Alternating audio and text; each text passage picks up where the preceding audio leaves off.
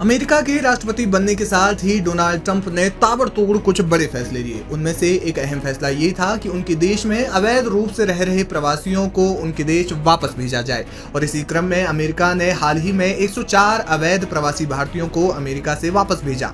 हालांकि भारतीयों को वापस भेजने में अमेरिका को लंबी और बड़ी रकम खर्च करनी पड़ी है। 104 भारतीयों को अमेरिका से वापस भारत पहुंचाने के लिए ट्रंप सरकार को $1 मिलियन यानी करीब 8.5 करोड़ से ज्यादा की चपत लग गई। बताया जा रहा है कि अमेरिका को अभी और भी आर्थिक झटके लगने हैं, क्योंकि अभी बड़ी संख्या में भारतीयों को डिपोर्ट करने की अमेरिका की योजना है। डेटा से पता चलता है कि सैन्य उड़ानें नागरिक उड़ानों की तुलना में 3 गुना अधिक महंगी हो सकती हैं। डोनाल्ड ट्रंप प्रशासन ने निर्वासन के लिए सैन्य विमानों का उपयोग करना शुरू कर दिया है, जो कि अवैध और प्रवासियों को निकालने के लिए अपनी प्रतिबद्धता का संकेत देता है। डोनाल्ड ट्रंप, जिन्होंने अमेरिकी इतिहास में सबसे बड़े निर्वासन अभियान को अंजाम देने का अभियान चलाया, उन्होंने मुख्य रूप से लैटिन अमेरिका के प्रवासियों पर ध्यान केंद्रित किया है, लेकिन कुछ को दूर के देशों में भी वापस भेजा जा रहा है। अमेरिकी वायुसेना का एक मालवाहक विमान बुधवार को भारत के अमृतसर में उतरा, जिसमें 104 भारतीय नागरिक सवार थे, जिन पर आरोप है कि वह अवैध रूप से अमेरिका में रह रहे थे। माना जा रहा है कि उड़ान भारत में निर्वासन के लिए इस्तेमाल किए जाने वाले सैन्य विमान का पहला उदाहरण है।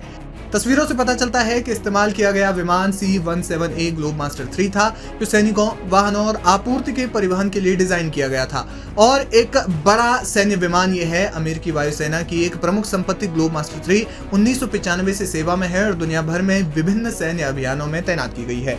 आपको बता दें कि सैन्य उड़ानें कमर्शियल उड़ानों की तुलना में संचालित करने में बहुत अधिक महंगी पड़ती हैं। इन्हीं सैन्य विमानों का इस्तेमाल आव्रजन और सीमा शुल्क प्रवर्तन यानी कि ICE भी निर्वासन के लिए करता है। 2021 के ICE के डेटा के अनुसार एक चार्टर उड़ान की लागत $8,577 यानी कि 7.5 लाख रुपए प्रति घंटा की उड़ान है।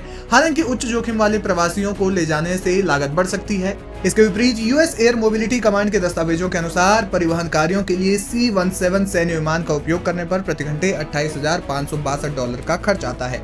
कमर्शियल विमानों के विपरीत सैन्य उड़ानें अन्य देशों में हवाई क्षेत्रों की संवेदनशीलता के कारण अलग अलग मार्गों को फॉलो करती है और नागरिक हवाई अड्डों के बजाय सैन्य ठिकानों पर ईंधन भरती है। Flight tracking site flight radar 24 के डेटा से पता चलता है कि निर्वासन उड़ान ने सोमवार को सैन डिएगो कैलिफोर्निया में marine corps air station Miramar से उड़ान भरी।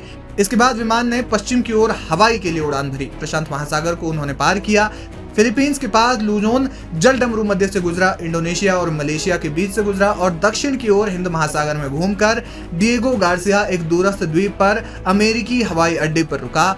वहीं विमान के वापस आने को भी मिला दिया जाए तो पता चलता है कि अमेरिका ने भारतीयों को वापस भेजने के लिए एक उड़ान में $1 मिलियन से अधिक का खर्च कर दिया, यानी कि हर व्यक्ति पर 8.74 लाख रुपए खर्च किए गए। वहीं सैन फ्रांसिस्को से नई दिल्ली तक की एक तरफा वाणिज्यिक उड़ान की लागत इकोनॉमी क्लास में लगभग $500 यानी कि 43,734 और बिजनेस क्लास में लगभग 4,000 यानी कि 3.5 लाख रुपए है। फिलहाल अमेरिका का जो निर्वासन कार्यक्रम है वो युद्ध स्तर पर जारी है। बताया जा रहा है कि इसके बाद और भी भारतीय वापस डिपोर्ट किए जा सकते हैं। बहरहाल इस मुद्दे पर विपक्ष पूरी तरह से भारत सरकार पर हमलावर है।